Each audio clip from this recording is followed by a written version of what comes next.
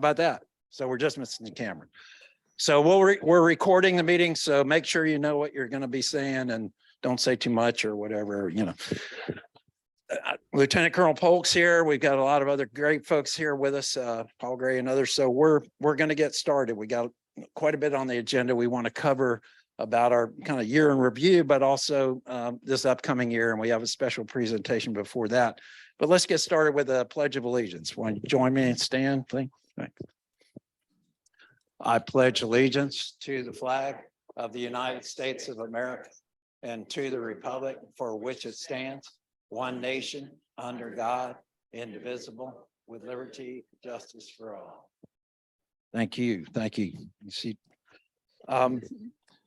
before we get started too, I'm going to pass around the sign-up sheet. There's the sign-up sheet that's going around. So if we could just start that and work it back to the back room and over to the other side, that'd be great. We know who's here. We've got a lot of members present, of course. And if you're a member, we've got a tag out there for you. Thanks for your organization's presence and all your activity this past year. We're going to be talking about that. We have Paul Uttermark. Paul, can you stand up? He's a new rep from Sand Hill Cove. Welcome. Thank you for being here today. And I'm going to hold my comments for anything coming up, but I just want to say the coalition's done a lot this past year, and we're going to talk about it. And we've got a lot to look forward to this year with LOSOM and everything coming on board. So we're excited about moving into the new years. And I've asked the board to help me with some of the highlights of this past year. We're also then going to talk about some of the strategic planning that we've been involved with on the board level. And then talk also about our looking ahead to 2022. So again, asking our board and members of the board to represent that. We've also got committee sign-up sheets in the back. Thank you, Mickey, for providing those. We have a couple of different committees, about 6 committees that if you're so inclined to help work and help us out, we sure appreciate that. We're going to get started, but we have a special presentation by Marine Resources Council for the 2022 Conservation Awards. And Ken is with us here from MRC. So Ken, why don't you come on up and we do your presentation. Thank you, Mark. I'm going to introduce Diane Goldberg in just a minute, but I want to give a little context to why I'm here today. Again, my name's Ken Parks. I'm with Marine Resources Council. Our goal is to restore and protect, unite, and promote the Indian River Lagoon coastal community. And we've been at that for about 30 years, based out of Palm Bay, but I spent a fair amount of time here. Jim Moyer is our incoming chairperson, one of the founders of our organization. And on November 4th, we had our annual Love Our Lagoon celebration. I'll leave a couple of these cards in the back if anybody wants to have one of these.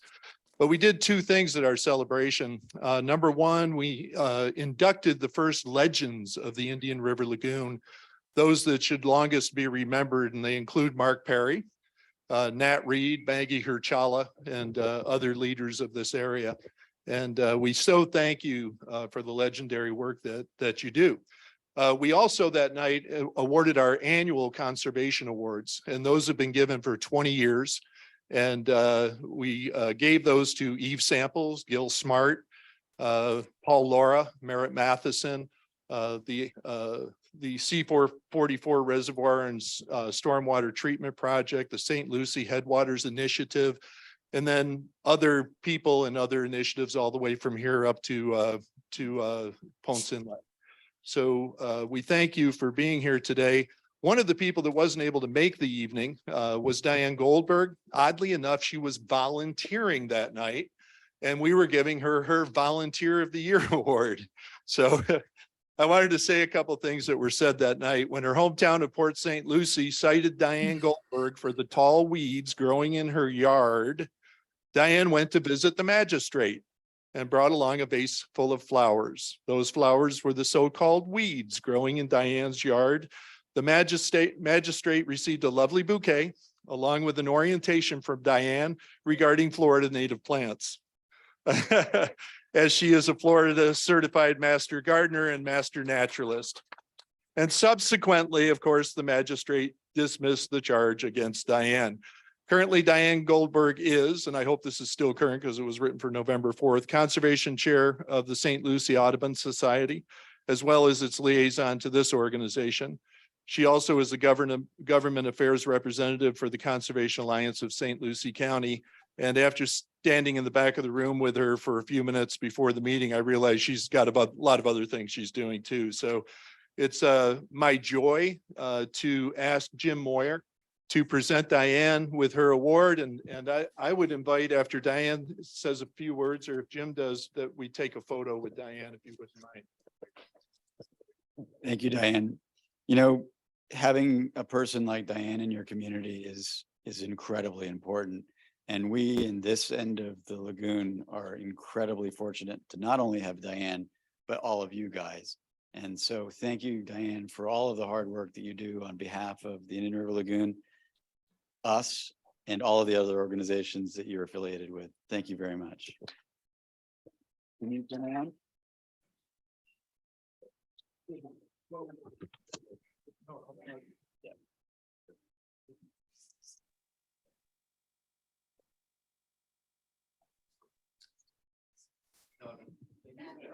Thanks, guys. All right, great.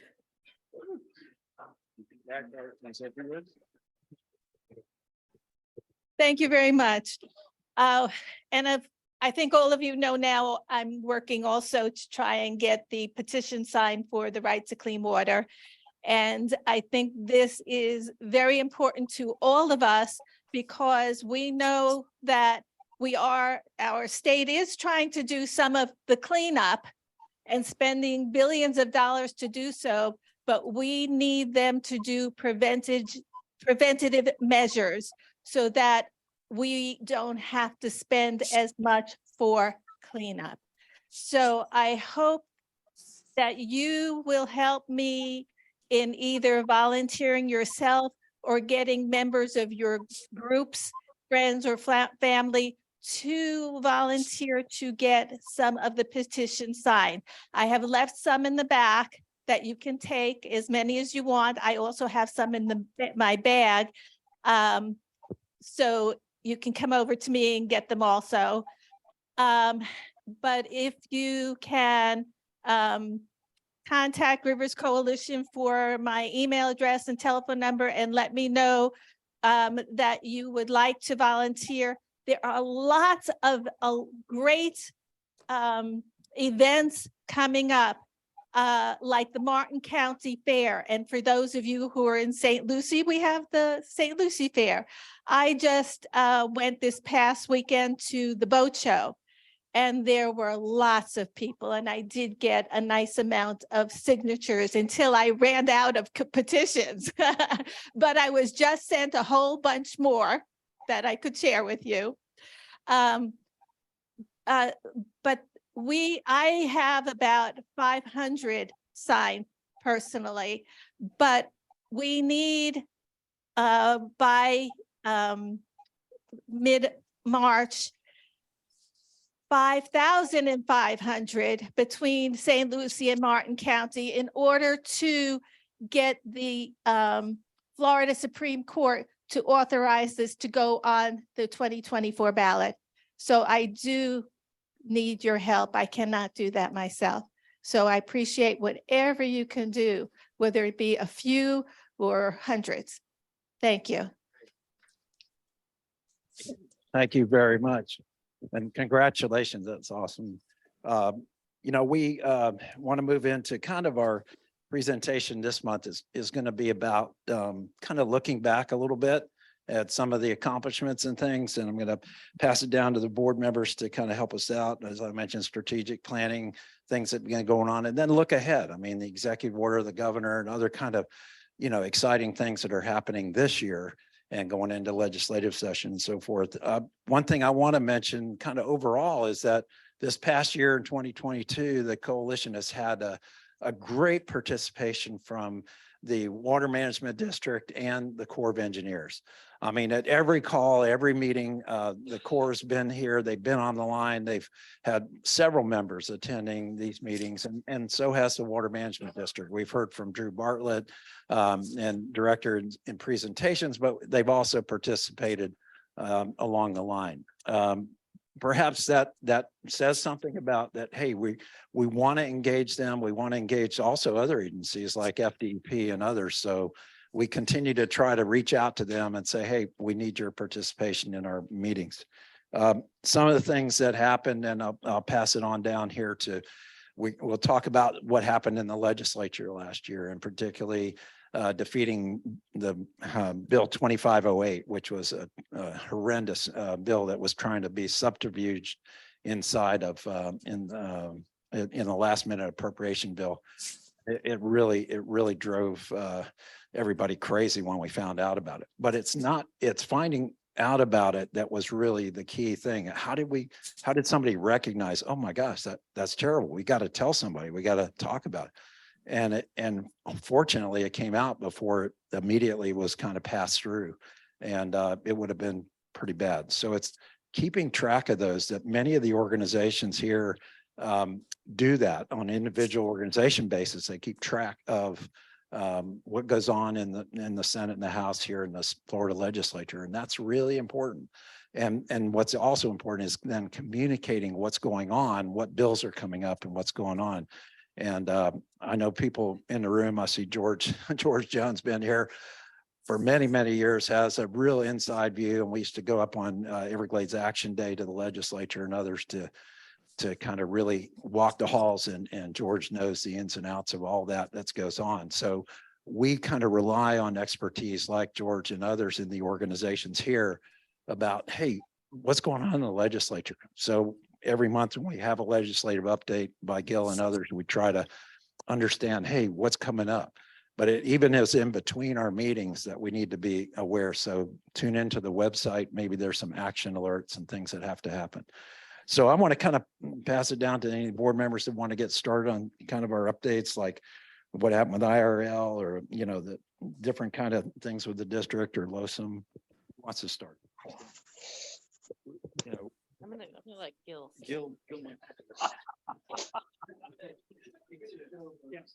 What happened in 2022? A lot happened in 2022.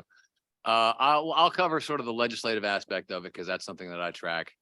And I am tracking this year. And in fact, our work with Friends of the Everglades, I would invite you to check out our website. We are going to do more in terms of legislative tracking this year than we've ever done before. And part of that involves what Mark was talking about, which is sort of catching sort of bad bills as they drop. This past year, we played defense on a number of bills and we lost a few of them. One of the biggest bills that did pass, the most detrimental bills that did pass last session in 2022 was Senate Bill 1000.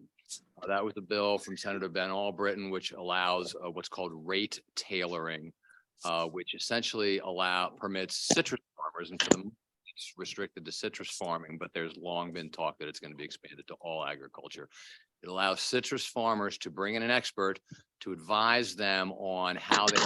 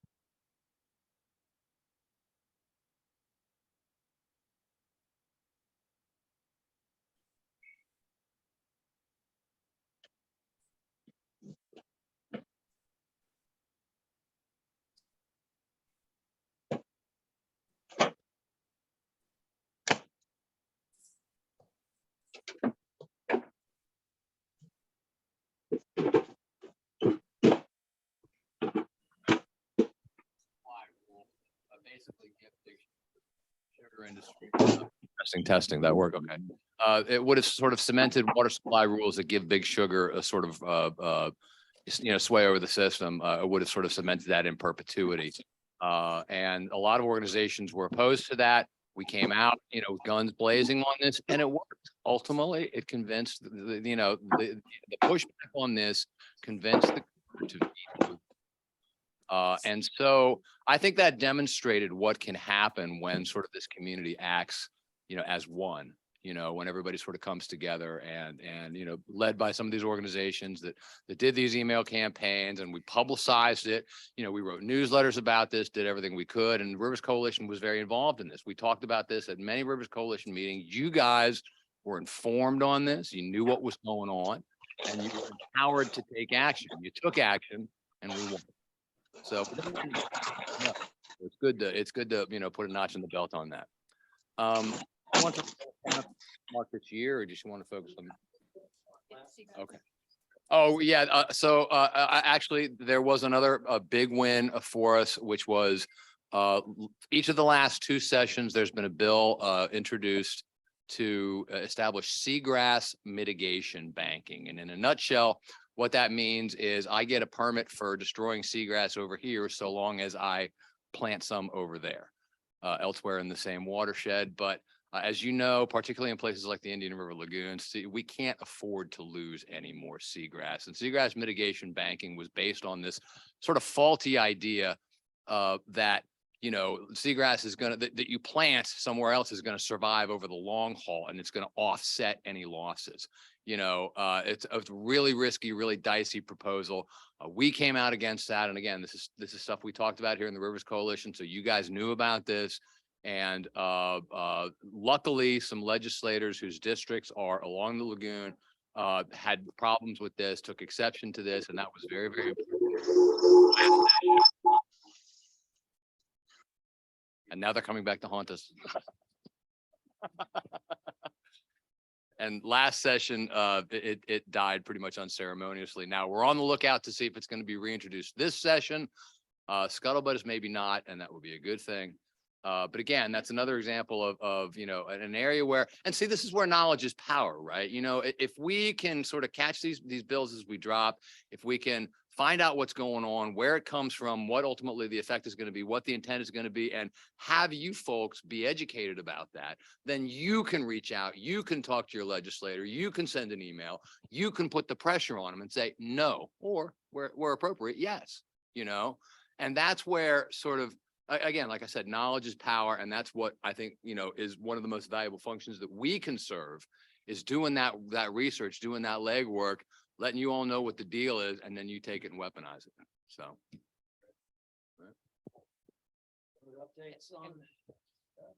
Sure, I'll piggyback. And I just want to mention on the seagrass mitigation bill that Representative Overdorf from our area was a primary driver of that bill. And I think this group's pressure on him to drop it helped. So if you see Representative Overdorf at the grocery store, tell him you don't want that bill coming back, because we know that bad ideas don't die in Tallahassee. They just reemerge in different forms.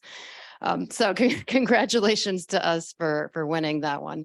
I'll just hit on one other thing that I think the Rivers Coalition did well last year, and that is the force that we exerted on LOSUM, the new Lake Okeechobee System Operating Manual. So many of us sitting up here, and some of you in the audience too, I'm sure, spent hundreds of hours on LOSUM calls. Lieutenant Colonel Polk, you're intimately familiar with this process.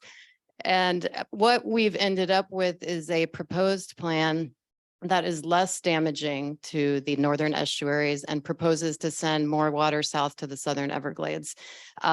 There's a lot more flexibility proposed in this plan. And in the past, many of us intimately remember that the Army Corps of Engineers and the Water Management District would follow the plan to a T. If conditions met certain check boxes, then they'd send a certain amount of water to us, to Stewart, down the St. Lucie, or west. Well, now we're going to have more flexibility. Some common sense will enter the equation, but flexibility is a double-edged sword, right? That could work very much in our favor. But the other side, sugarcane growers south of the lake certainly will want flexibility too. So the onus is really going to be on us to make sure that that flexibility is implemented in a manner that benefits the environment.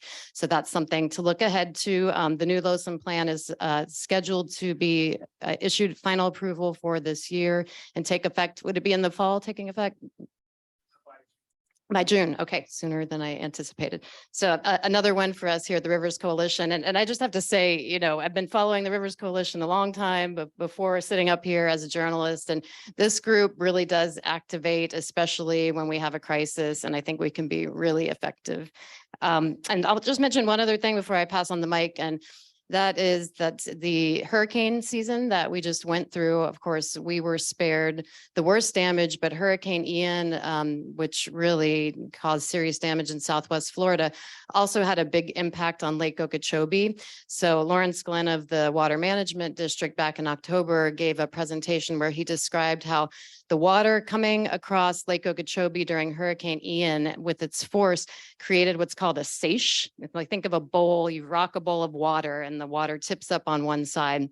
So the vegetation on the side where the water went up, the northeast side, I guess that would be, was submerged really quickly, and it caused a lot of vegetation to die in the lake. When vegetation dies in the lake, that causes more nutrients to be loaded into the lake. And the prediction is that when the weather gets warm again in the spring, that could lead to a serious algal bloom on Lake Okeechobee. Combined with that, Lake Okeechobee is quite high right now because of the tropical weather we had. So luckily, the Army Corps of Engineers has already been exercising some of that flexibility. We've been spared discharges to the St. Lucie now. We know that if we have a rainy spring, all bets could be off. So keep an eye on that and just be ready to spring into action if we do have toxic algae on the lake and potentially discharges.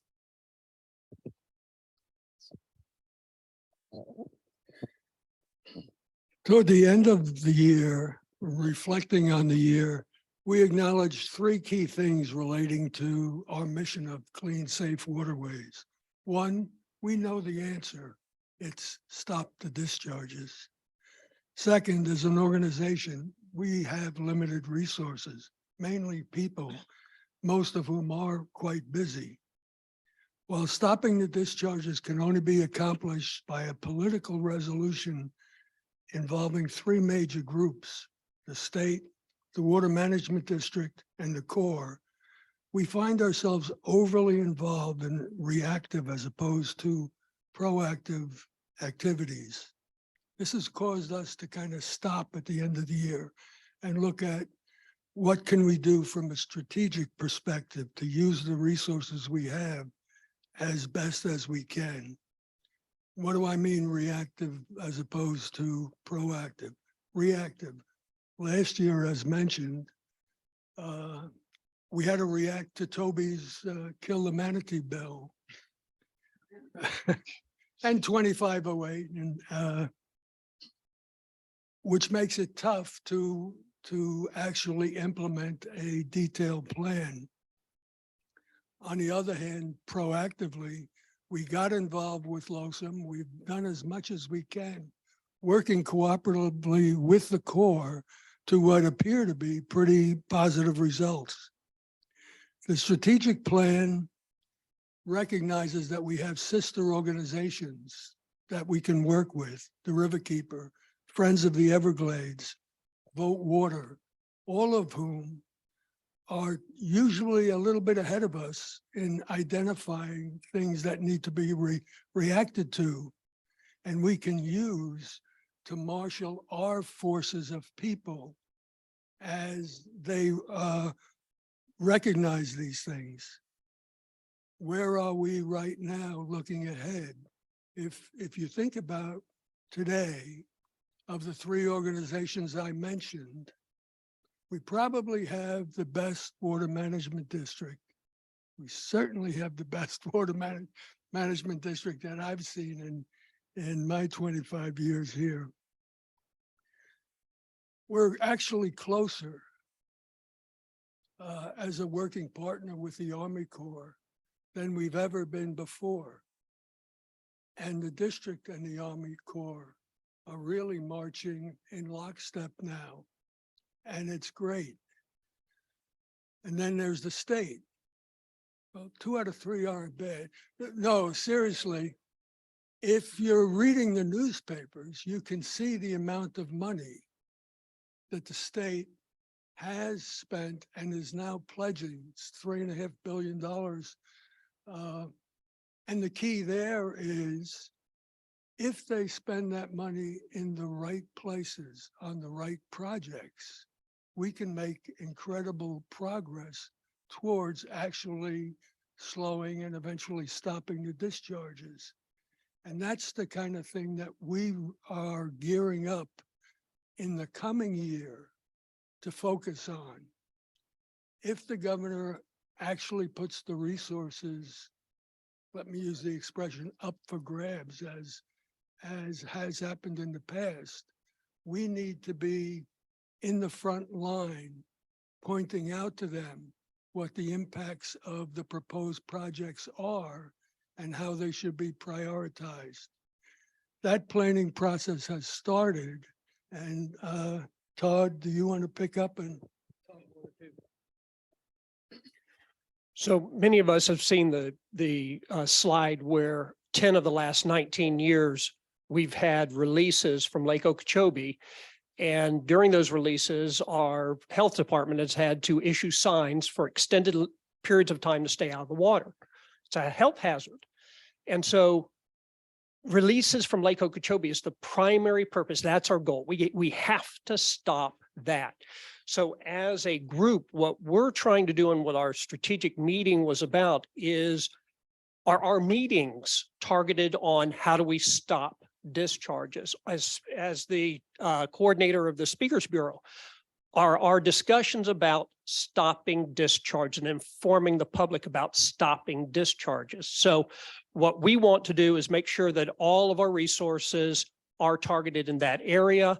We'll probably have a second meeting and kind of go from the big picture down to the little picture of everything that we're doing. Is it targeted in the right direction? So that's kind of the summation of what we're trying to do strategically. Any input from the public is welcome. And our programs are going to be tailored to that message. And so we would appreciate your input on how we can best make our programs mirror that mission of stopping the discharges. 0 discharges is our goal. All right, great summaries of what's going on. I also, Todd, yeah, you wanted to. You bet. I just wanted to say a couple of words. I mean, kind of looking at the year in review,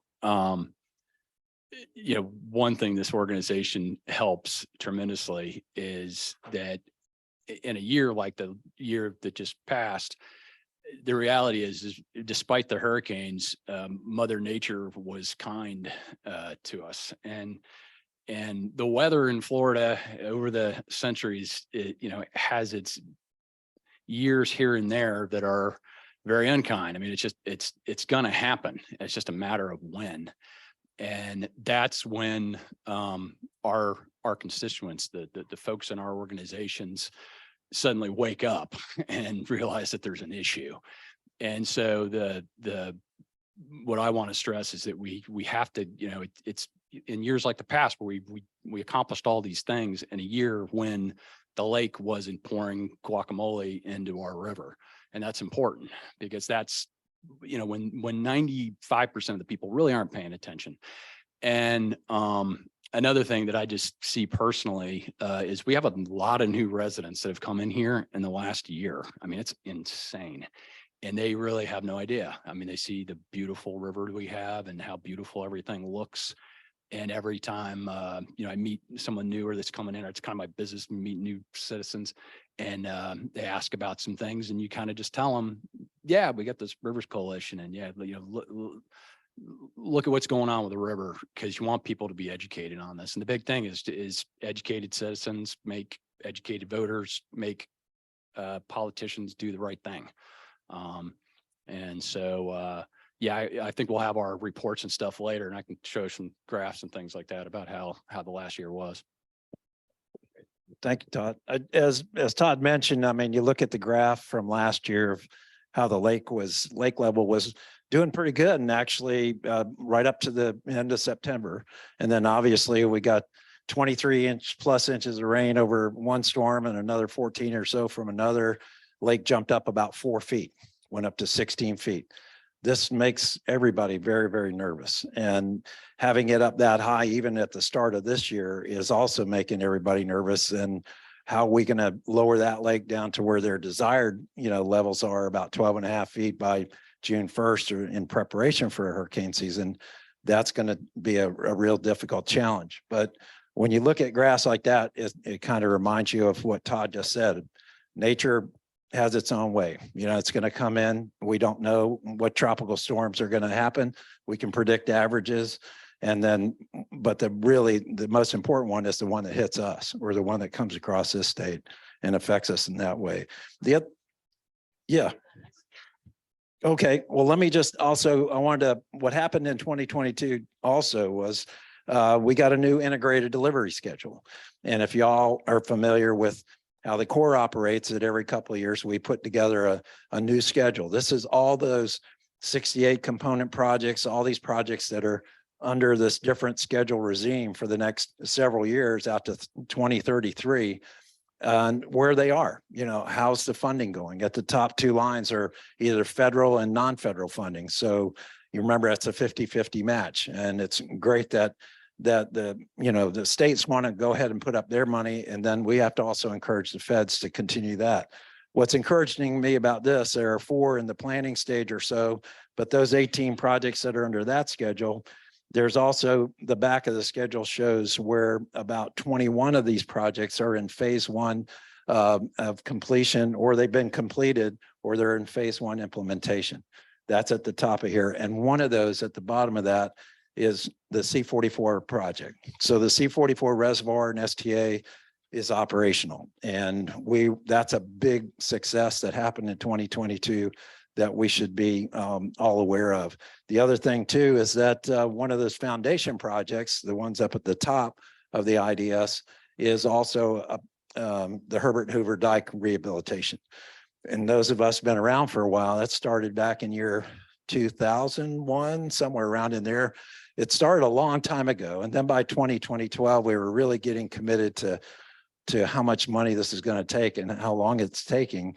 But it's finally done. And there's a ribbon cutting ceremony coming up next week on Wednesday out at Clewiston. And Lieutenant Colonel Polk and of course the Corps is excited about, hey, we finally did the Herbert Hoover Dike restoration, along with Kissimmee River and other things that we're moving along. So projects move along, sometimes slower than other years, but I think this past year, it was a pretty watershed moment for getting things moving.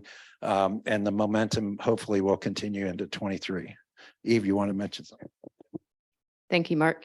I think we'd be remiss if we didn't add that last year, the Rivers Coalition also added a great new board member in Merritt Matheson, and we need a bigger board table because really you should be sitting up here.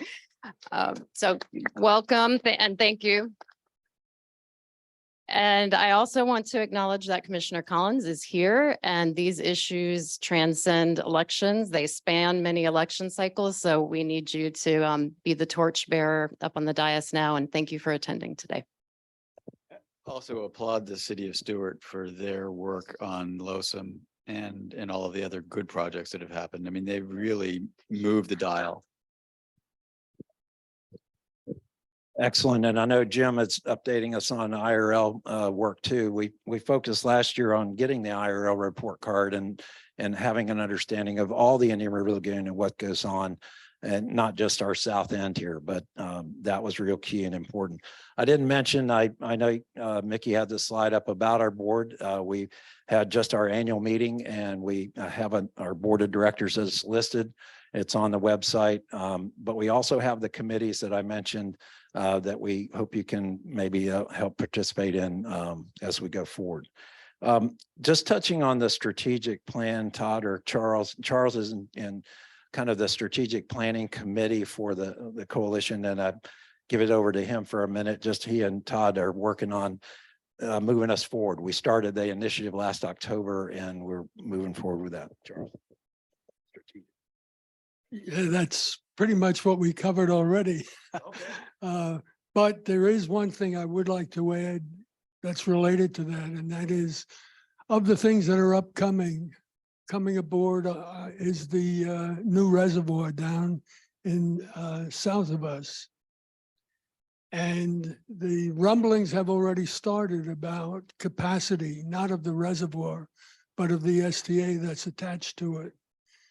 And as you hear what's going on, it's going to be really, really important that some of the money made available by the state for the next year really should go to trying to buy land to increase the size of the STA that's associated with that reservoir. Because if we can't move water out of that reservoir and send it cleanly south from there, we're not going to have capacity in the reservoir to move water from the lake into it when that's necessary.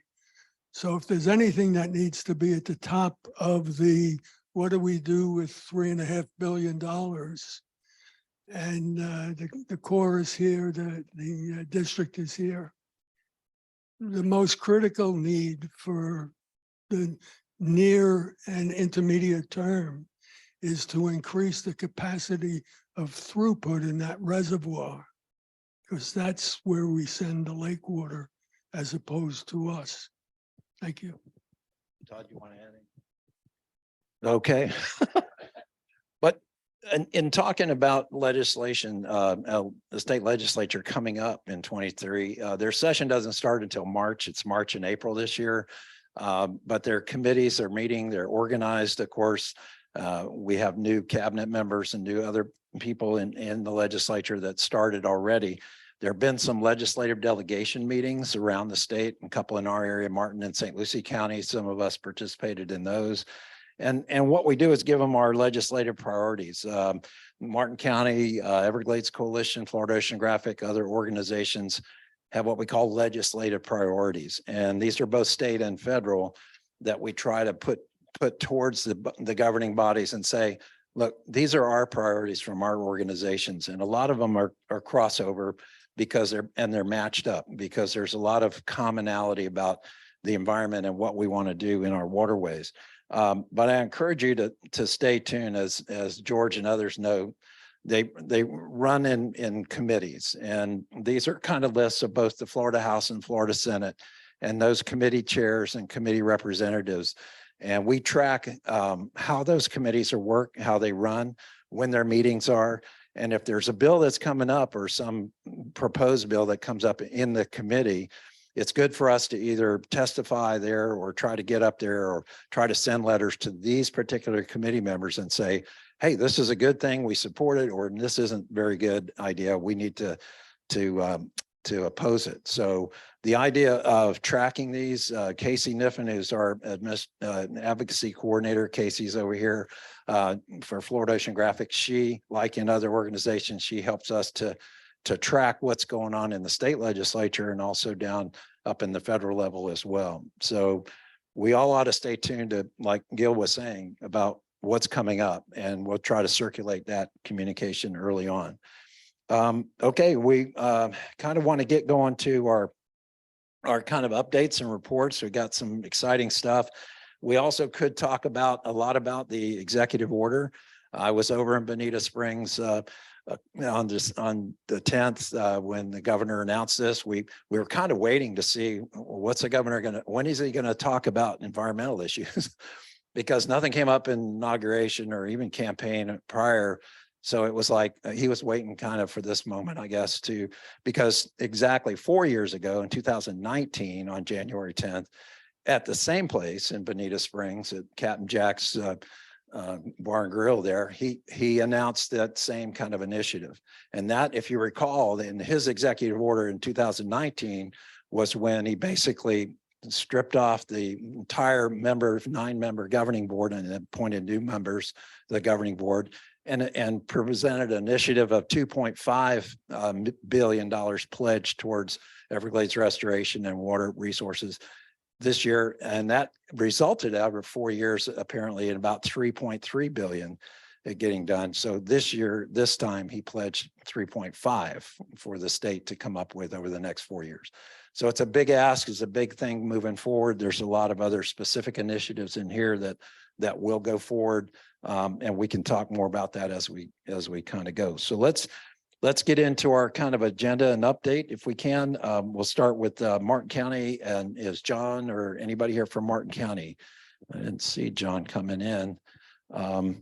Again, Martin County's been pretty active in their legislative priorities and so forth going forward.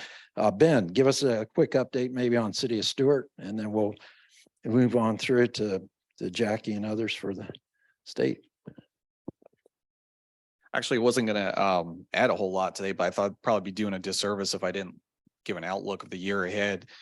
Between the commission and staff, and I know it's true for Martin County as well, that the city's working on, including legislatively, so Gil will appreciate this. There's a lot of stuff that we have on the priority list to kind of look at, and I'm going to give a little bit of a medical analogy here, but kind of the chronic issues that go into river and water quality, air quality, all that, not just these acute experiences that we have with all the Lake Okeechobee discharges anytime we have that. So we're looking at everything from septic to sewer conversions. The city, of course, is since 2020 has completed, and I've mentioned this before, but we completed sort of the laying the groundwork, all of the access points to it. But what we need to do is help and encourage residents who haven't connected yet to do so. So that's something that takes, a period of time to get all those septic tanks converted over time. But the good news is the infrastructure is in, so that's something we can do over time. It's more of a question of how do we help those folks finance? How do we find funding for them, make it accessible for them? So that's something that we're hoping the state will help with this year, next year, in the near future. As far as LOSUM goes, Lieutenant Colonel Polk, I'm sure could tell you more, but at the middle of this year, we expect LOSUM to kind of come online. Congress give it the full authority to move forward, become the new plan. So we're really confident in that plan. We're obviously a little bit nervous about where the lake is right now. And during the periodic science call on Tuesday, I kind of stated the city's a little bit of position right now. We're on the fence about discharges. If it's a big if, there's going to be discharges this year. Obviously, we prefer that to not occur when there's algae, right? So when there's algal blooms, if that needs to happen in January, February to avert that, I don't know. I can't answer that question. But the point is that we definitely don't want it in May. And that's something to really be thinking of this year. As far as other priorities for the city, for the legislature, we've made an appropriation request to the local legislative delegation from Martin County. What we're trying to do is get $500,000 for one of our stormwater projects. And of course, this stormwater project is adjacent to the St. Lucie. It's a little bit further east along the river here in Stewart, but it is close to the downtown area and the residential neighborhoods. We have over 20 water basins that our stormwater master plan that was adopted in the last 2 years kind of separates all of these basins, and there's multiple projects in each basin that need to get done over time. And many of these are critical to water quality because we're an urban area. Stewart is even though it's not max developed, it might be half developed to max. We don't have a whole lot of land left. So we have to manage the land that we do have. And that includes where water goes. And we're seeing many properties that simply, for whatever reason, and it's because maybe develop around their property or otherwise, but the land is not able to sustain what we do have. So finding creative, innovative ways to do that means usually redevelopment. Whenever new properties come for redevelopment, having to have more capability for water management on the property itself. So there's a lot of things that we're doing that's kind of sustainability oriented that deals with water quality, air quality. But the whole point is that we're investing in addressing as many of these chronic kind of conditions that have affected water quality in our environment over time. So, it's easy to be on the defensive all the time, and it certainly feels like that every year during the legislative session. That's all we're on is on the defense. But you can't win a war without only being on the defense. You have to kind of go on the offense to a degree, and you have to find other ways to address and solve problems. So that's what city staff is looking at. Whenever we talk to Martin County staff, we know they're doing the same thing. And a lot of our planning isn't just for the next 2 years. It's when LOSUM is kind of 8-9 years down the road towards the end of this decade to 2030. And we start to have other critical infrastructure come online. What do we want that to look like? So that's the kind of stuff that we hope you all will help us kind of help guide us to the right answers there in the near future. So, but I just want to give you kind of a perspective of what we're doing over the next year and what our outlook is. But priority number one for us is to start getting stormwater project funding. You're going to see the state of Florida start shifting money into stormwater because we know a lot of our runoff is contributing to the problem. So, but I appreciate your time. Great, thank you. Thanks, Ben. Thanks, yeah. City of Stewart does a lot, just surrounded here on this peninsula by water for sure. Next, we'll hear from the Water Management District, and Jackie's here today, and then we'll end Colonel. Thank you. Happy New Year, everybody. 2023, amazing. To start off with, all things considered, all politics aside, it was very exciting to be standing just a few people away from Governor DeSantis when he announced his executive order just a few days ago, really. And what was most exciting was that the Indian River Lagoon by name was mentioned in section 2, and they're giving $100 million a year towards that. And that, of course, consists of the entire lagoon, not just here in the Southern Lagoon, but that is a wonderful thing. And we have made progress, and we must embrace that progress, even though we're in difficult times as far as polarization and just the growing pains that our country is going through. But I am so excited and so thankful for Executive Order 2603, and I hope you will read it. Don't just hear what people tell you about it. Go read it. Look it up.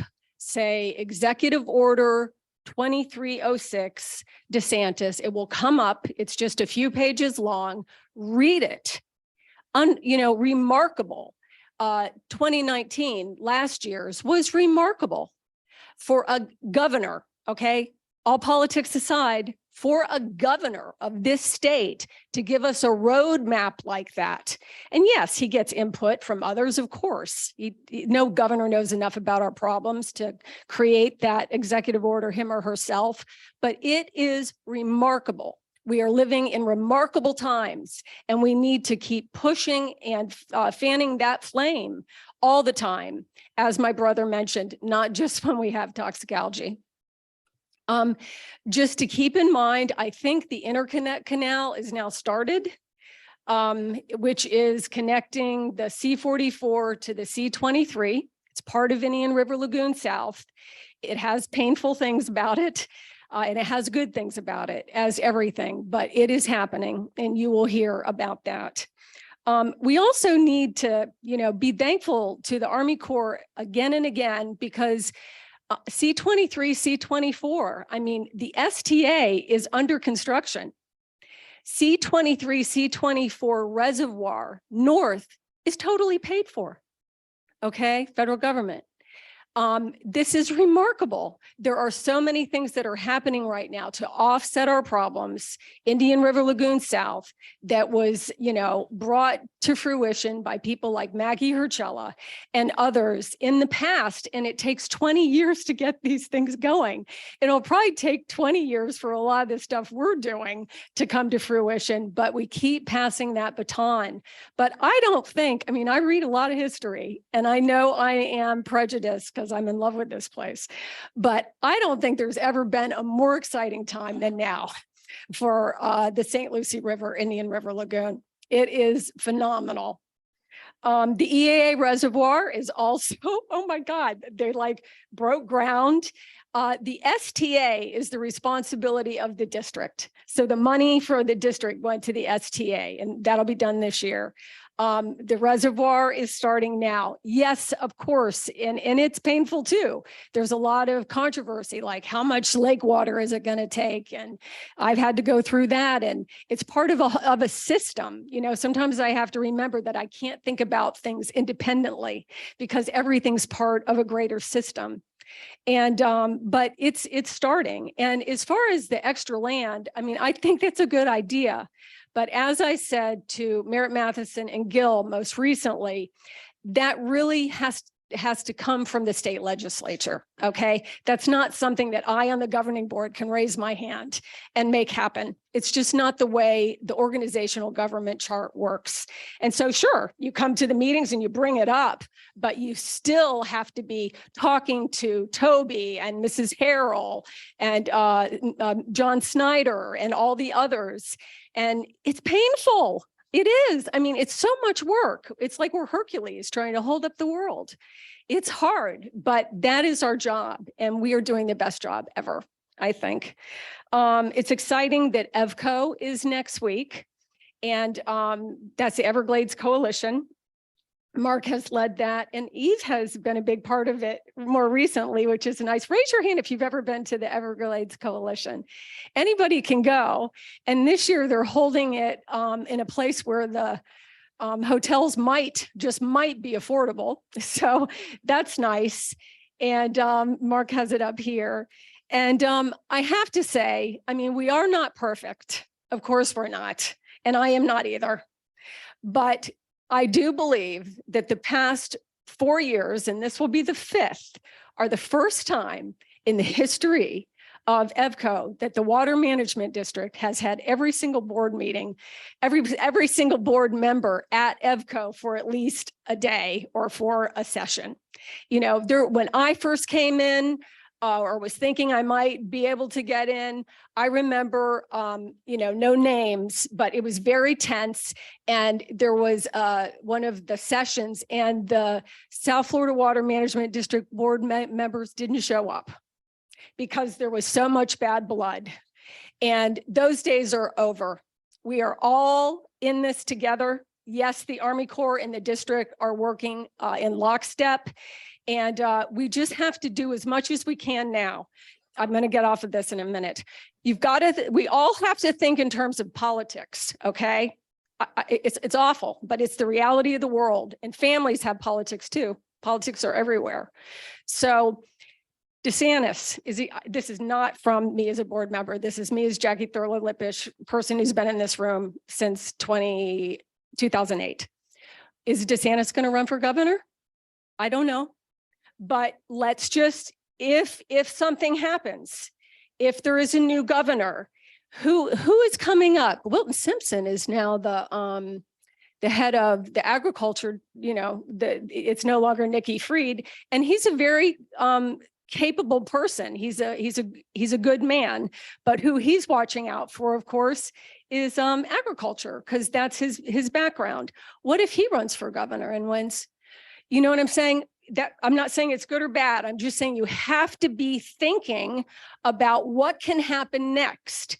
And whoever is in charge is going to be taking care of their people, because that's the way the world works. So we need to be paying attention to everything all the time. And no matter what happens and who wins, like Mr. Collins is here sitting right next to Mr. Matheson. Isn't that fantastic? You know, I mean, that's fantastic. That's fantastic. That's good sportsmanship. That's good politics. And so whoever it is that comes in, we have to make sure that they know how much we love the St. Lucie River, Indian River Lagoon, how much we do not want discharges from Lake Okeechobee. And, you know, only we can make it happen. So Happy New Year, everybody. And it's my honor to be your representative. And I hope the Senate approves me, because I was reappointed by the governor, but I have to go before the Senate and they could boot me out. Politics. Awesome. This is awesome. We are so fortunate to have a good governing board, and they do participate, and they're sending lots and lots of people to the coalition conference. But you know, when I go to these meetings, and we all should be going and paying attention to what's going on, she does so much and has done in this past year and previous years in educating the rest of the board members. Jackie gets it done up there. She brings up all these questions. She says, what about this? What about that? She gets staff to show these different things. And it's like, and it's educating the rest of the board members that she's done a stellar job at, and an outstanding to have her on there. There was no meeting in January for the Water Management District. They will be doing the next one February 10th. And Drew Bartlett's particularly going to be bringing up the executive order, because in that executive order from the governor, he actually mandated, okay, I'm going to direct the FDP to do this. I'm going to direct FWC to do this. I'm going to direct the water management to implement these things. So what does that mean to the district and how are they going to move forward to implement that? He'll be bringing that up February 10th. Lieutenant Colonel Polk, can I call on you? I don't know if any other agencies, we have anybody FDP or FWC, but you're it. So here's the Army Corps, and great, thank you. Thank you. Any topics we need to hit on here, y'all? Hey, firstly, yeah, just right. Public engagement, transparency, that's why I'm here. And that's what's most important. I'm sure in the past it has lacked, but that's what we're trying to rectify. It's part of, as we talk about all the great gains we made on the LOSOM front as we move forward to LOSOM. That's part of it, is this public engagement, hearing what you have to say, taking it all into account and making those adjustments as we go. Does provide us flexibility, both on the good and bad side, depending on where you sit and where you're at. So a couple quick things though to start with. HHD ribbon cutting next week in Clewiston. If you all can make it out, that is a fantastic day. It's a $1.8 billion project. We got to finish 3 years early because of supplemental funding that kicked off in 2013 in Ernst, and really ahead on that, and just a big accomplishment for the Corps. And for so much around, we have ASA, so the Assistant Secretary for Civil Works, Mr. Secretary Connor will be down for the most of the week. He'll be at the groundbreaking. He'll also be at EVCO. We'll have a big presence at EVCO, like we always try to. And, excited about that. So that's a busy week coming up next. And then as we talk strategic, Charles, you hit the nail on the head, right? It is strategic thinking, and how are we going to make and slow stop harmful discharges is our mutual goal, right? But it is that strategic. We need more storage where we need it north. We have some on the east. We're still building more on the east. Need to build it west, and of course the AA, right? We know that's critical. Sadly, the plumbing is the plumbing, and you can't just stop the plumbing that we've had for the last 100+ year, or 90 years, and just turn on a dime. But we're making that goal, and we're getting that direction. So I would say, as we continue to push for more capacity south, we need to continue to push for it north. We're staying on that with LOPE, and moving that project forward. And what I would just say is it's just one we can't let off. And so as we think strategically, like I said, maybe right now we don't have enough, or what's perceived to be enough land or storage in the STA or the reservoir, but that's why we keep looking at this entire system and how can we continue to improve it. And that's just something that we'll keep on doing. As we talk about the IDS, great funding, great levels of funding. Fantastic for the governors coming out with $3.5 billion. We're all involved in that executive order. Even his calls to the Corps, and that's again what we do. I'm at the district meetings. I'll stand there. We will speak, and we will stay engaged as always. With or without an executive order, because that's just good governance and good transparency. So as we talk about the lake, right, and a lot of us, we've been saying, hey, what would LOSOM do? Where we be at? All right, we're high. We're 16.1 feet. And as we've said, it's the first time, at least under LORS, that, we haven't been sending a lot of releases at this lake stage. I don't have any major announcement right now, but I can tell you we will be in lockstep with South Florida Water Management District. We're always in conversation, Colonel Booth with Drew Bartlett and us with John Mitney. We're in constant conversation. We have been sending 2,000 west. We would tell our goal. So we want to look, try and find a goal. So it would be about 13.5 feet or lower is what we think we could realistically achieve by June 1st without doing harmful discharges. So what does that look like? Possibly around 2,500 CFS going at one direction or the other to get out of the lake between now and before we start to see harmful algal blooms out on the lake, right? We know it's been a bad year, very turbid. I would tell you by April, we were expecting it. So if there's going to be any time to get the water off the lake, which we know we need to do, and I know Dr. Paul Gray is going to talk pretty extensively about here in a minute, it's going to be in this next month or so, right? And that's it. We have to get some water off. We're looking every day. It's not like it's going to be a set the gauges and forget it. It's a constant evaluation, see where we're at, see how we're doing. It really wasn't until just this past week we started trending back down off the 16.25, the 16.25 feet, and just trying to trend under 16 feet. And that's high.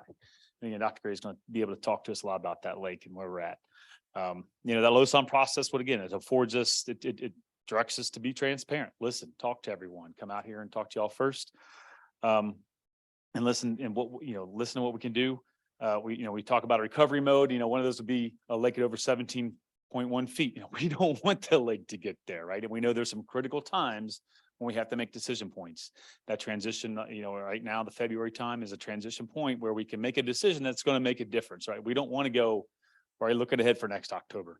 We know the El Nino, La Nina that we've had is going to start to go to more of a neutral by the springtime, and then we'll be turning to a La Nina position, or from La Nina to El Nino, which is not doing us any favor. So, we really can't rely, at least from what we see now and the projections of what the weather's going to do to how, I don't see it helping the lake. So we're going to do everything we can to get that lake to a more healthy level so that we can do our best to protect and keep the estuaries as healthy as they are. So that's really what I have. Thank you. Appreciate it. Thank you. Thank you, Colonel, for that update. We're going to bring up Paul Gray and talk about the lake. And I want to note too that there's another groundbreaking for the EA Reservoir project just came out for Wednesday, February 22nd. So that's going to be hosted, of course, by the district and the Corps. So that's how they work together on trying to get these projects moving forward. And there's a great map in the environmental impact statement for LOSOM that if you get that, it's on the page. It just kind of gives you an idea of all the different things within the Everglades protection area and how the lake relates to the south part. And we're really encouraged that that's got to move that water south. But how do we get that water out of the lake effectively? So Paul's going to come up and talk about the lake health, and it's not healthy for the lake to be so drowned, and it's not healthy if we start having to do big releases to get the lake down in the springtime, because as you heard me and others talk, that springtime is when we get the spawning of not only oysters, but seagrass growing. We got a spawn of a lot of other of our estuarine wildlife that depends on that kind of temperature in springtime to be the spawning period. So if we're doing major discharges of fresh water for long periods of time, we end up with a big problem. But the lake, thank you, Paul, for. Thanks, Mark. Paul Gray from Audubon. Just to touch on what Jackie was talking about the cooperation and the momentum that's going on right now, it is really true. I've been doing this a long time, and I remember Everglades Coalition meetings where the Water Management District effectively boycotted the meeting. They wouldn't even go, not their staff, not their board, and they were fighting with the Corps, and the Corps and the district weren't getting along, and a lot of dysfunction. And right now, everything's working great. So this is really an exciting time. Lake Okeechobee, as you've heard, is above 16 feet. And for it to be that deep this time of year is a big concern, because if we can't get it down, the higher it is when the summer starts, the closer we are to the big disastrous releases. And trying to get it down at this stage, we only have 4 months until the rainy season is going to be a challenge. For the lake itself, when it's 16 feet, the lake has 200 square miles of marshes in it, actually more than that, 200 square miles. And when the lake's at 16 feet, all of that's 1 foot or deeper. There's no shallow water in the lake right now. And when that happens, we have a bunch of migratory birds down here, like dabbling ducks, like teal and wood ducks, and our resident mottled duck and the whistling ducks, and they can't use the marsh because they can't reach the bottom to feed.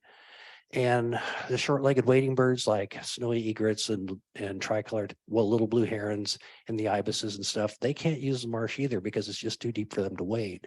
And there's like 20 species of shorebirds. When you go to the beach, that little birds that run up and down with the waves, that's one of the many species of shorebirds. They can't use the lake either because they need water this deep, and rails. And so we have all these birds wintering in Florida, and we have 200 square miles of marsh that's not available to them. And that's unfortunate. And we had Hurricane Ian, and there wasn't anything we could do about it. And the weird thing is, before Ian, the lake actually dropped into the water supply management zone, where we were actually about to start rationing. And the governing board's being asked, well, should we cut off the Caloosahatchee, because they need a little bit of flow from the lake to maintain salinity. And they almost were ready to do that. We're like, don't do it yet, we still got some time in the wet season. And then of course Ian came and completely changed everything. The lake went up 4 feet, and now we're too deep. And part of that deepness is because the watershed upstream of the lake is really heavily drained. And a lot of people up in the Orlando area got flooded. And so they're going to the Corps, they're going to the district and say, we need better drainage. We don't like being flooded. That's understandable, but draining your way out of flooding is not a good solution. It's what got us into trouble in the first place. And we need to have them store their water up there. When it rains, put your water somewhere where it's not harming anybody. You know, maintain your wetlands and stuff like that. Because Orlando also is virtually out of water. They don't have enough water supply from the Florida aquifer to meet their needs, and they're drawing it down, and they need to find more water because they're growing rapidly. And so rather than drain their way out of their trouble, they need to store their way out of their trouble. And we need to do that in the whole Okeechobee watershed, because not only did that 4 feet of water make the lake too deep, it carried all those nutrients, which may stimulate algae blooms this summer. So we've got to go upstream of the lake and really start to build more storage. And I don't want to get ahead of the Lieutenant Colonel, but the Corps has told us in the Lake Okeechobee Watershed Project, originally they had some big reservoirs and big storage planned, and they haven't been able to figure out how to get that to work yet. But we've heard that they're willing to go back and look at it again and try to figure out how can we get more storage. So again, it's the Corps helping us. It's us trying to store more water, and let's fix that watershed. And when it rains, instead of the water just glugging into the lake and causing all these problems, let's have it sit in the watershed for a long time, create habitat, and slowly come to the lake where we can manage it better. So thank you. Joe? I can just. You can repeat the question. I looked at the drainage from the Orlando area. I followed it on Google Map. Oh, Joe Gilio, Lori, Lake Okeechobee Restoration Initiative. So I followed the Shingle Creek into Orlando. And what I found is that most of the water that goes into Shingle Creek is a ditch. So its drainage area, as I can see it, is very, very small. So when we constantly are saying that we're getting too much water drained from Orlando, don't get me wrong, I know we have a lot of water. The Kissimmee drainage basin or the Lake Okeechobee drainage basin is huge, not questioning that. Lots of water from Ivan and other hurricanes. But I'm not sure that Orlando is our major source of problem with too much water in going into Lake Okeechobee. Yeah, so Orlando, if you go to the Orlando International Airport, you are at the headwaters of the Okeechobee watershed. Yeah, so basically that's where it all starts, and it's 100 miles down to Lake Okeechobee. So Orlando is just the very top of it, but that's where your problems start. You know, we have to fix the drainage from Orlando all the way to Okeechobee. It's a huge area. The watershed is functionally just about as big as the Everglades itself. And we have a lot of problems up there, but we have a lot of area to work in. So that's for the next career. That's going to take a long time. The next career. Thanks, Paul. Yeah, that's about 2.6 million acres north of there, all the way up to the upper chain of lakes. And as was mentioned, there's 3 creeks, Shingle Creek, Reedy Creek, and Boggy Creek, that actually are the headwaters for the Everglades. They call it Shingle Creek mainly, but those creeks are fed by basically runoff that comes through. And remember, that elevation's around almost 60 feet above sea level. So it's got to get down to 14 or 16 now for the lake. So all that watershed comes south. So quick question. Paul, if you don't mind. Are you seeing any benefits yet from the restoration of the Kissimmee River? Understanding everything you said about needing more storage?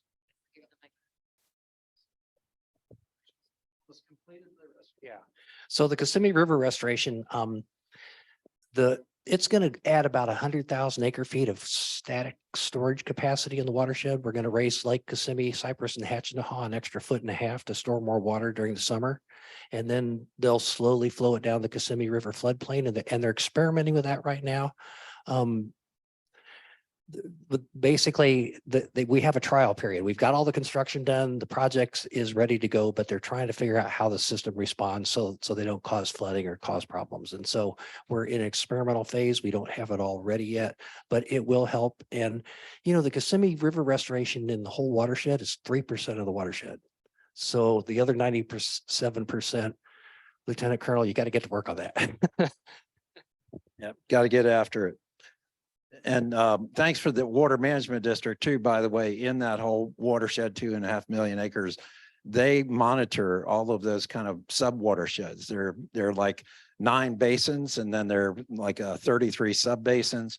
And the district is really good and they show how much loading, how much flow and loading of different nutrients are coming from each of those basins. So I appreciate Jackie and others getting that up to the governing board every month to understand, you know, where that's all coming from. Next, we have our kind of reports. We're going to start with the River Kids and Speaker Bureau, Nick Mater. Hey, Nick.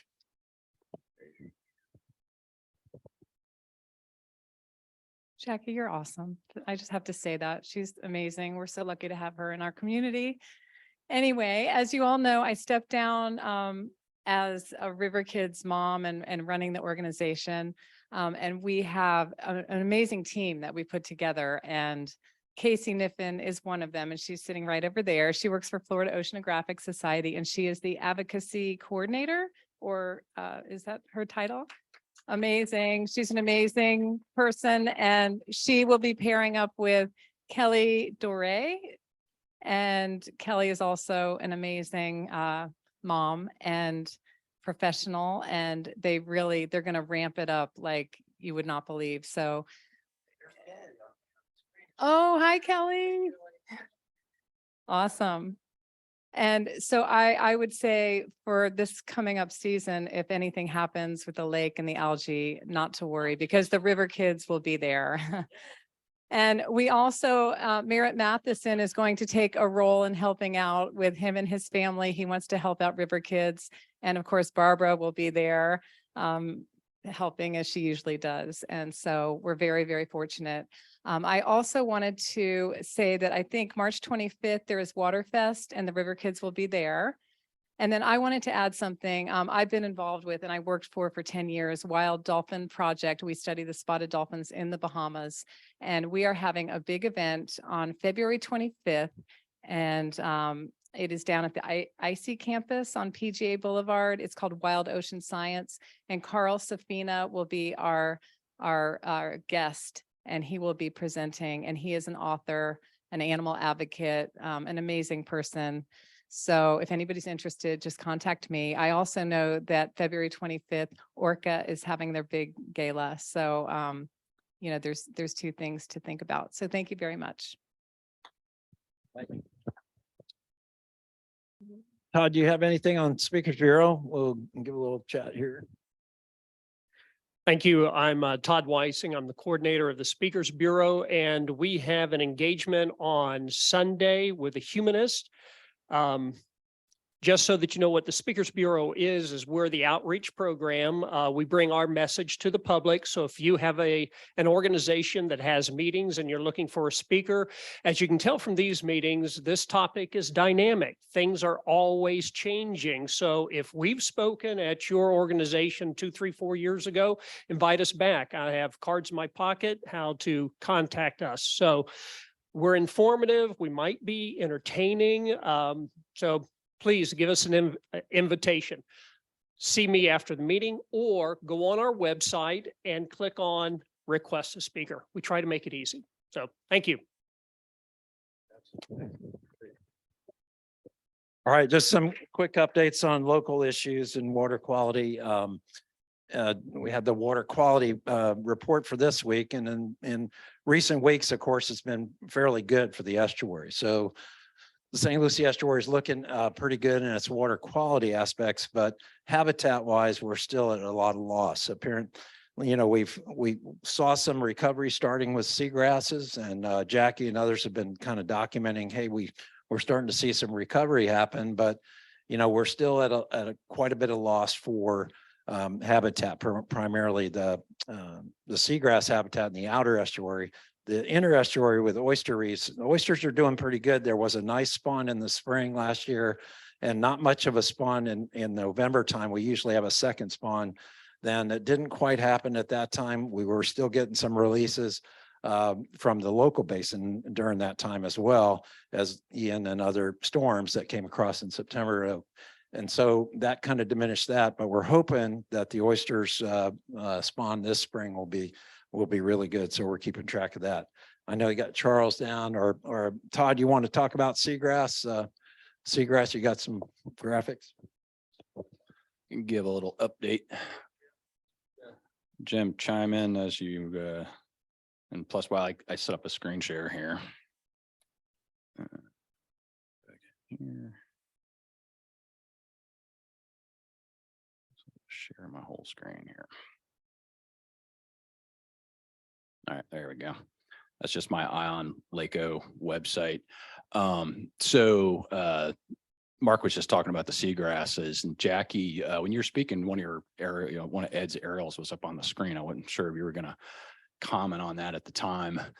But I've been asking others, they've been out there because I have not. But to recap, this I think was the slide that I showed at our last meeting. It's a little washed out on the wall again, but that was kind of after the storm when there was a lot of suspended sediments that were coming in from offshore, and it's still out there. I'll show you a slide maybe. But it, over time, that's a low tide where you see the river water in there. The grasses are still there. Let's see if I'm going the right direction. Sorry, I'm going the wrong direction. Let me get back to November 11th, November 26th, December 6th. And then here is January 5th. And that's when Ed had some flight pictures out there too. And then this is the 15th, just a couple of days ago. And it's really just the difference in the tide. But my concern is it's looking like it was, before we had the rebound before the storm. And so I don't know if that's, I'm not an expert in this, so that's why I won't ask the others is it just the grass is dormant? Did that sediment cover it up? Is it actually going to be a good thing? And maybe it's going to, spring to life this summer when it warms up out there, barring bad discharges if we need to lower the lake.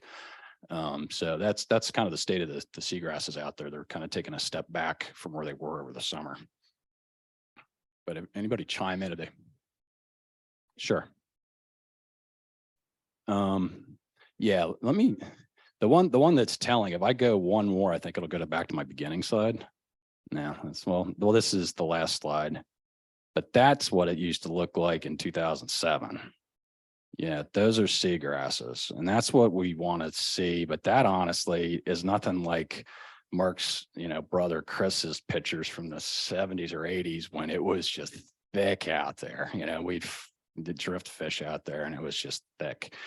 And so, so back to a couple of days ago with the tide. And which one did you want to see, Jackie? Yeah, so this is January 5th. Yeah, is there a switch up there? So this is January 5th. And if you back up, I mean, this is all the milkiness of the storm.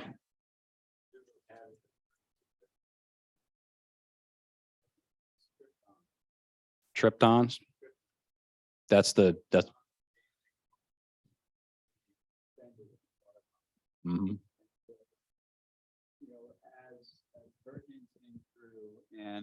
And our basin runoff overwhelmed the sunlight in the system. A lot of the seagrasses sort of went into regression, and now they're buried. And the unfortunate truth is that the root systems have been damaged by many years of failing health, and the wave action and the energy that's going into the system now is just resuspending these particles. And I'm not sure that the seagrass is healthy enough to come back. Next week, there's going to be a seagrass assembly up at the Marine Resources Council. And I think a lot of these discussions are really important to have with people that know a lot more than I do about this. But I've watched over the last year a lot of reports about really beautiful water, and the water clarity is getting a lot better, but the water has always throughout the last several years been filled with sediment. And so as a measure of turbidity, we aren't really tracking the suspended solids as clearly as we need to get the full picture of what's going on. Sunlight is vital to these, seagrasses, but they're also vital to all the algae or the phytoplankton that is mid-water column. And if we're moving from that seagrass attached macroalgae system into a phytoplankton system, things are really going to start changing. And I'm not happy about what I see in my backyard. We had seagrass recruitment and recovery in August and September, and then come October, it's gone. And I don't know whether it will recover.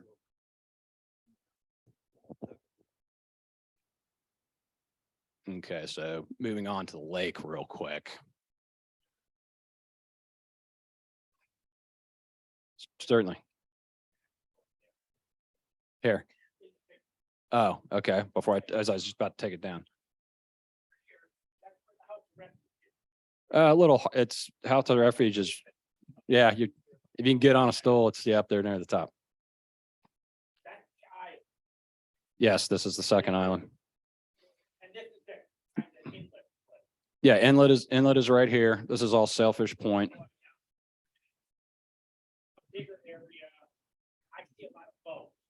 Yeah. Mm-hmm. Could a lot of the grass be disappearing from motorboats? It's not consequential. Because I know when I got my boat in 2020, that's where I got stuck. Yeah. There was a lot of grass. Yeah. I got the wrong channel information. Yeah, and so people online probably can't hear you, but the discussion is, is the seagrass losses is, boat propellers basically a factor too. In boat wake and all that. Yeah, nothing helps. I'm no expert again. I'm just making my observations, but yeah, the flats boats that can haul in 6 inches of water are great, but don't do it. I mean, what you're a fisherman, don't go ripping through 6 inches of water with your propeller down. That's what the pole's for. But I just want to shift real quick. Anybody have any other questions on the? All right, I got some lake stuff too to show you. And then Jackie, you asked me, or a couple of people asked me a question about the latest satellite imagery, so I want to make sure I comment on that. But go ahead.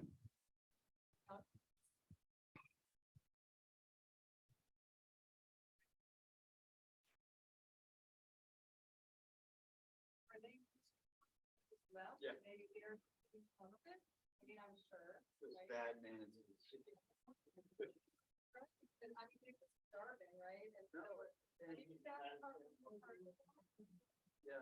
So the question is, there's manatees out there. What are they eating? Grass meadow, just at the bend between Sandsprit and Willoughby. And they're also up on the north side of Bird Island. And yeah, Willoughby Creek is right in there. And you'll see quite a few of them hanging out in the pocket right now in the various canals, looking for some warmer water. A lot of them are foraging on algae. A lot of them are foraging on mangroves. I've seen them, a couple of them recently up on the lawn when the high tides were high. There's just not enough nutrients for them to exist in this part of the lagoon. So I think that answered your question. Yes, there is a lot of manatee eating grasses and different things, but is that the main reason why they're not showing up or they're disappearing? Or I think more so to what Jim said earlier about the amount of silt sediment that's come in either because of the storm or right after the storm and stuff, and also because it's still suspended. I get reports all the time. People say, are we getting discharges from the lake? Because the water's terrible. Well, it's been this suspended silt and sediment that's in the lake, that's in the estuary, that gets resuspended by tides and strong winds and so forth. So yeah, it's toxic. It could block a lot of things, but we're very concerned about the microalgae that may begin to bloom, which is what happened in North Indian River Lagoon and killed off the seagrass up there a lot. And so that's a big concern going forward. Jackie, you had a question, and then we'll get to Todd's Lake. Thank you. Not so much a question. I just thought appropriate to mention that the Department of Environmental Protection produced a number of seagrass signs that have been erected around the Indian River Lagoon. It was the Radabas who pushed for that, and it took a year, but it happened. Martin County put them up. Boat education. I mean, come on, man. You know, all these new people that are here. I mean, my husband, thank God he's not here. Sometimes he gets stuck, and we should know the waterways. And I mean, it has tested our relationship when he's like stuck and I'm like, get out of the boat, pull the boat. And, you know, I mean, it's hard. So, I mean, more boat education, that's something we can push our legislators for. Okay. Yeah. Speed zone, slow the whole thing down. Okay. Let me get killed right here. I don't care. Slow the whole thing down. Why are people speeding through there? It's ridiculous. And also, talk to Tom Reiner. They are, of course, feeding the manatees again. You're not hearing that much about it now because the big thing was last year. They are feeding the endangered manatees with romaine lettuce for the second year in a row because there's no seagrass. I mean, we have two major things that we can push the legislature on and the federal government on. The poor manatees, everybody loves the manatees, and these new people who can't drive their boats, and the people who live here who can't drive their boats very well. So, I mean, we need more boaters education. We have the tools in our pocket to push for the Indian River Lagoon more than we ever have, you know, especially with the endangered manatees not having any food.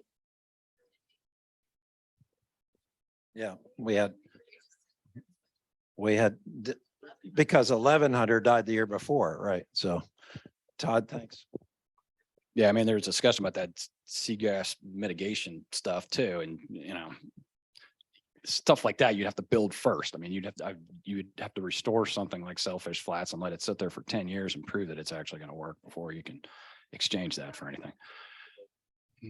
So, but on the lake, so we've already talked about the lakes at 16-1 right now as we speak, and nothing has come our way. But this is the daily satellite imagery that my computer pulls down, and some people ask me about this, and I've been kind of away from this stuff for the last month or so. But this was the image on the 15th, and I think it kind of set off some people's alarms. In my experience of looking at this, I mean, there's this turbidity in the natural or the true color side of the slide, but this one that's on the left-hand side, I see that more of as a of just backscatter kind of interference on this kind of image. Because when you look, this is the FPL reservoir over there, which, by the way, was built on a gargantuan cypress swamp with 1,000-year-old cypress in it in the 1970s. But when you see this thing when you Barley Barber Swamp, when you see that all kind of scrambled up like that, you can tell that the satellite is not getting a good image. It's either directly over, but usually when it's scrambled like that, it's way out off to the side. So that's what causes that. And I was just going back through, and that's the thing about this page. I was kind of surprised myself when I looked at it the other day. There's 2,500 images in there because it's been pulling them down since like 2017. And if you go back, there was images like this is March, Jackie, of last year, you know, so this looks pretty similar, and it's just a similar image where it's a super oblique imagery. And so let's see if I can zoom out on this thing. I think I had the satellite.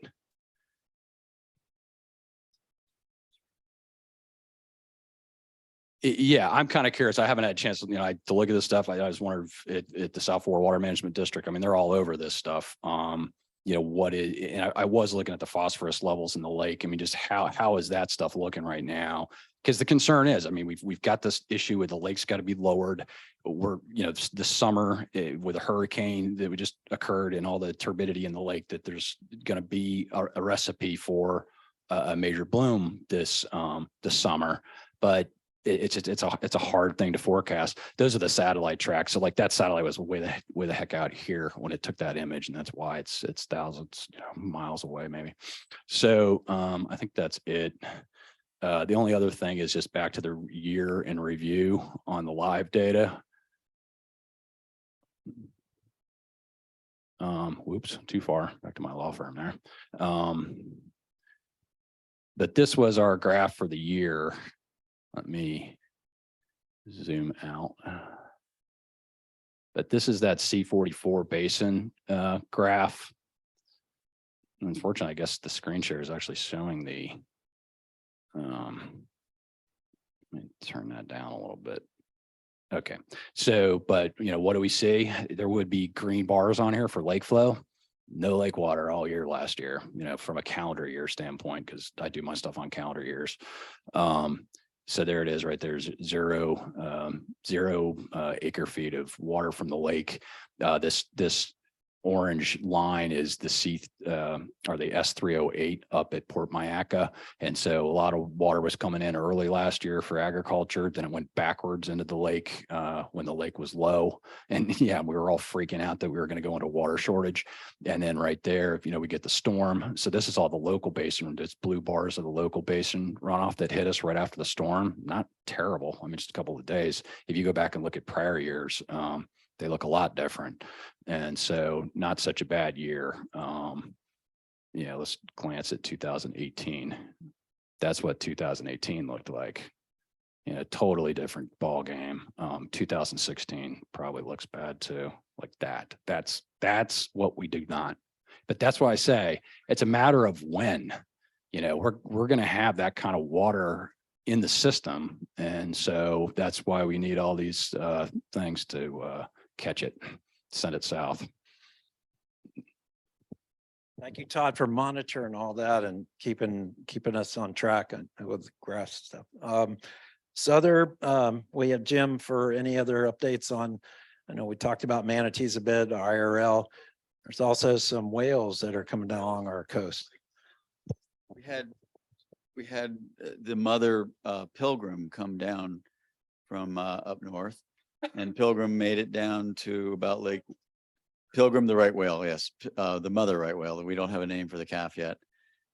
She and her calf are now up just south of Sebastian Inlet.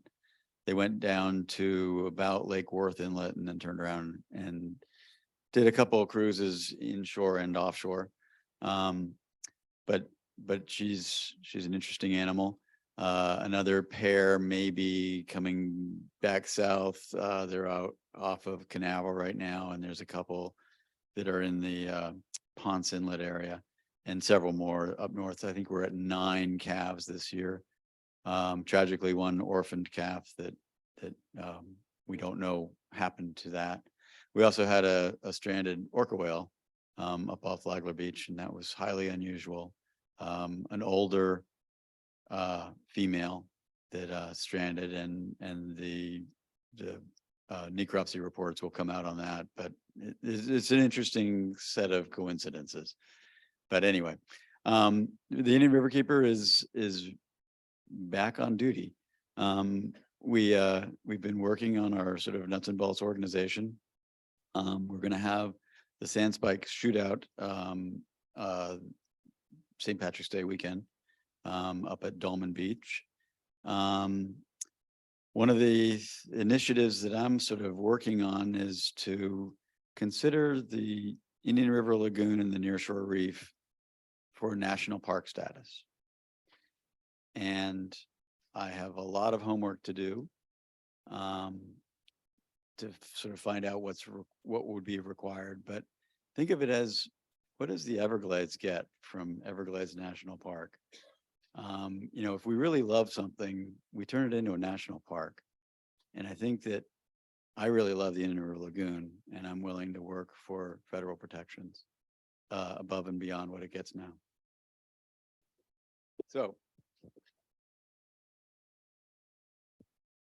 Yeah, so keep your eyes open in January, February, especially along our coast. They come. Seagrass Assembly. Yep.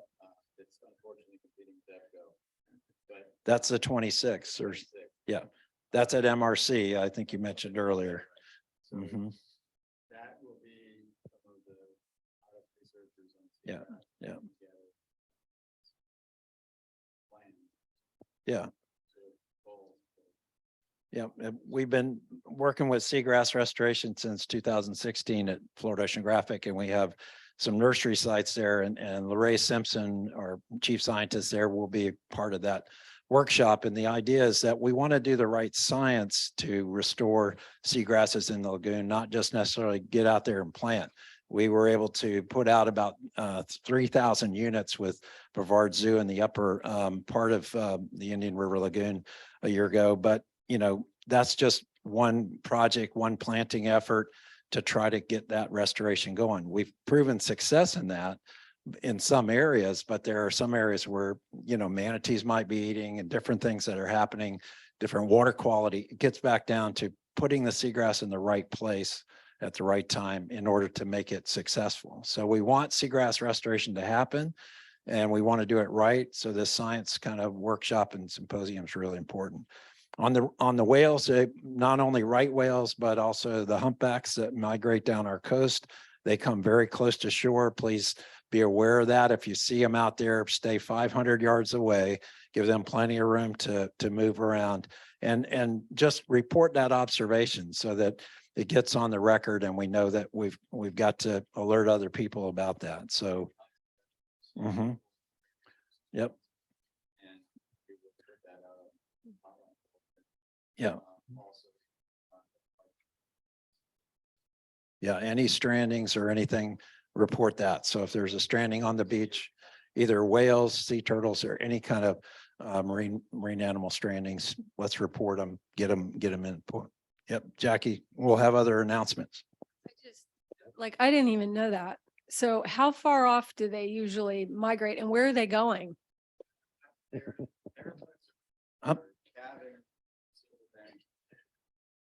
They come south and they can, then they go off New England during the summertime. So.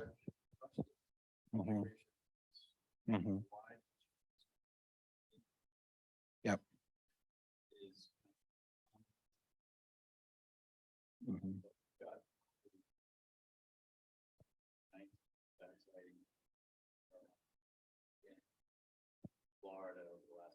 Yep. They may be kind of good counter current that runs along from north to south instead of the Gulf Stream from south to north.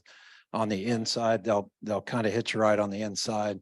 But I personally have seen them come right up to within meat of the door at the House of Refuge. I've stood there and watched the humpback and the calf kind of sitting right there. And the humpbacks are usually bigger than right whales. They usually have big, long pectoral fins that are white on the sides. So, and they have a small dorsal fin. So if you see them rolling, there might be that small dorsal. Whereas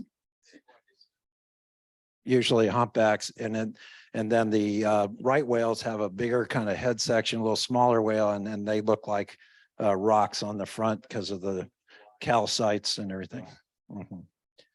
Yep. And then their blow is, if you see their spout and their blow is usually the right whale is a V'd spout, and then usually the humpback's straight. So if you kind of see them. Yeah. Yeah. Yeah. Yeah. So keep your eyes open along the coast. They'll come right along shore. Yeah. Yeah. Yeah. They're had them right in the surf. Yeah. Yeah. Well, they've come right up in the inlet. Yeah. The St. Sebastian Inlet too. Yeah. The Hudson Island. Yeah. He was right there. Yeah. In the spa. All right. Any other member announcements before we adjourn? It's yes, Max Stuckey. Yep. It's not really an announcement, but the petition for the constitutional amendment, please, everybody work on that. I don't know who is a good friend of Ron DeSantis, but he is the first governor we've had in my lifetime that even cares anything about our river and our lagoon ever. And I'm afraid he's going to run for president. It'll do us a lot more good if he stays in Tallahassee. But that petition for an amendment, that is not, you got to understand, a constitutional amendment gives people rights. it takes the government's ability to take away our rights from them. Our politicians have failed us for 80 years at least with the San Luis River. If we get the constitutional amendment, it does not mean that instantly our water will be clean, but it will give us a tool that we can use and the city of Stuart can use to enforce our right to clean water. And then the courts can tell the politicians, you have gone too far and you've got to clean up this mess. So my idea for pushing that petition is if anybody, I don't have Ron DeSantis's number in my cell phone. So if anybody knows him, he should sign this petition as the governor of Florida. And if someone can get a copy of the one he signed and keep it with all the petitions that you are soliciting, he's a very popular governor. And if you could show some of our own governor has signed this petition, you could probably stop any opposition to signing the petition. I hope he signed it. If he hasn't, somebody needs to get him to sign it. But I just want you to understand the amendment is not going to clean up the water, but it will give us a tool we need to make the politicians clean up the water. Thank you. Thanks, Mac. You've been great, been great. One more comment, Joe? One. I started Lake Okeechobee Restoration Initiative. I started Lake Okeechobee Restoration Initiative. I'm not so old to realize that I, myself, and others cannot clean up Lake Okeechobee. But if we don't bring the idea of cleaning up Lake Okeechobee into the public discussion, it will never be looked at. The reason why I did that is one of my friends who whatever, to stop red tide on the West Coast. He said, Joe, you've been successful with lakes, retention lakes on this coast, many of them. He said, why don't you use that kind of principle on Lake Okeechobee? Again, I'm not that old or that stupid to realize that I cannot do it myself. We all cannot do it ourselves. I'd like to consider this a synergistic mutualism. That means that I need your help, and if you guys would give me help, and it would help. I think that bottom line is that one of the scientists that's on my technical review wrote an article, scientific peer review, said Lake Okeechobee, mission impossible. But he's still working with me. Because if we don't address it, it will never be addressed. And if you can get Lake Okeechobee cleaner than it is, then the water, all the infrastructure that SERP has done, South Florida Corps, then all that infrastructure should work faster, produce more water further south, and make it easier on us. Thank you. And I do have my cards outside in case you want to. Very good. Lori, very good. All right, well, we're going to conclude the meeting and thank you all for coming. Appreciate it. And we'll see you next month and with the great programs that are coming up. Happy 2023, everybody. Let's do it. Bye.